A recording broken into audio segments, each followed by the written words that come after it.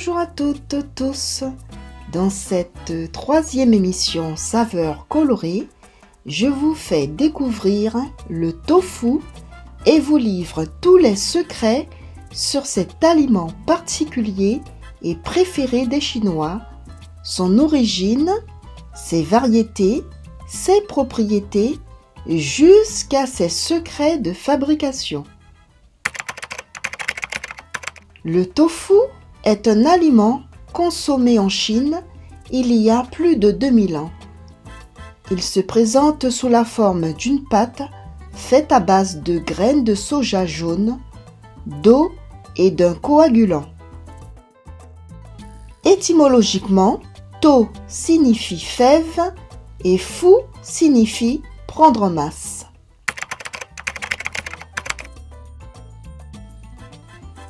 Le tofu a un goût plutôt neutre. Il absorbe les arômes des ingrédients avec lesquels il est cuisiné. C'est pourquoi le tofu vous offre une multitude de possibilités de plats, de l'entrée au dessert. On peut le préparer sous diverses formes.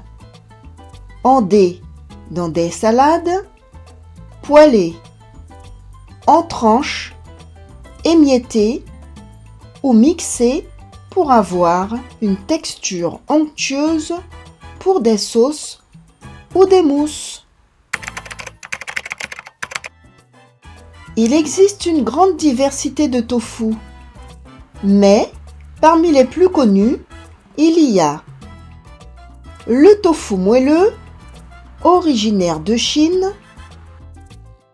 Ce tofu est plus ferme et est particulièrement adapté à la cuisine. Il peut être frit ou sauté à la poêle. Il a la particularité d'absorber les saveurs des aliments avec lesquels il est cuit. Il se marie très bien avec les marinades ou dans une poêlée de légumes. Le tofu soyeux est moins ferme. Ce tofu est originaire du Japon et est principalement consommé dans les soupes comme les soupes miso servies dans les restaurants japonais. Il est beaucoup utilisé pour la préparation de desserts et de plats salés succulents.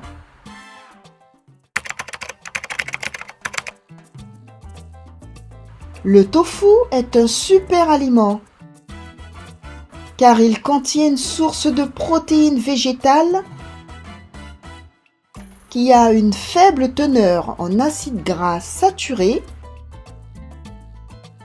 et surtout, il ne contient pas de cholestérol. C'est pourquoi le tofu est fortement recommandé pour prévenir les maladies cardiovasculaires ainsi que le cancer. Il est aussi riche en fer.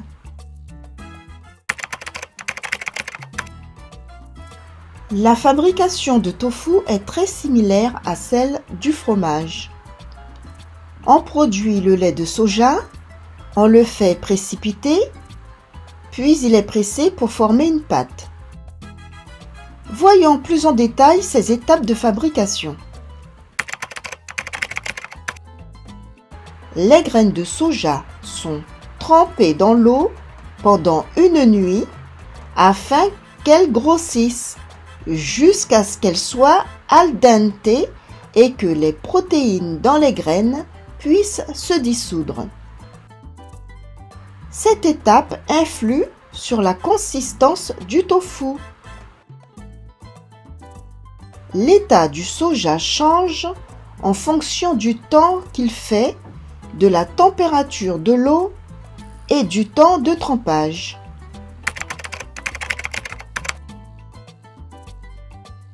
Une fois les graines de soja bien gonflées, elles sont passées dans un moulin ou broyeuse avec de l'eau. La cuisson est une étape importante. La purée de soja ainsi obtenue est placée dans une marmite pour être portée à ébullition durant la cuisson. L'ébullition permet d'éliminer quelques toxines contenues dans le soja, néfastes pour l'organisme.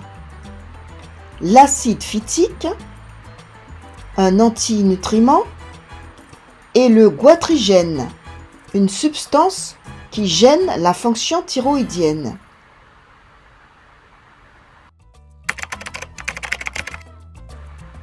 Puis, on passe au filtrage.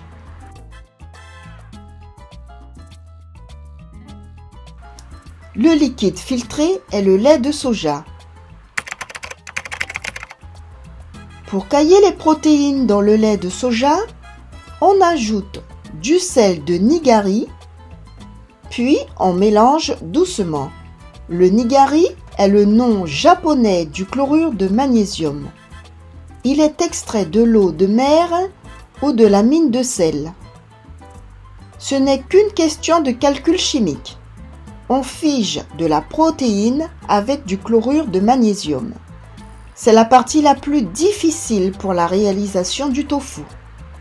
Une fois le nigari ajouté, le lait de soja se repose pendant 30 minutes. Une fois la texture figée, on verse le caillé dans un moule couvert d'une étamine en coton pour filtrer et on évacue le petit lait à l'aide d'un poids pour obtenir du tofu ferme.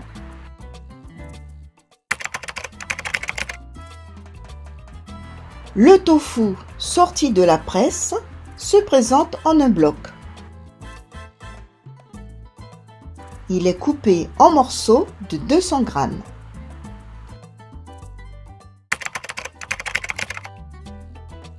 Le tofu frais expire très rapidement. Laissez le tofu dans un bol d'eau que vous changerez tous les 2 jours, ce qui vous permettra ensuite de le conserver pendant une semaine entière au réfrigérateur. Voilà, vous savez maintenant tout sur le tofu. Je vous dis donc à bientôt pour une nouvelle émission Saveurs colorées sur Pariada FM.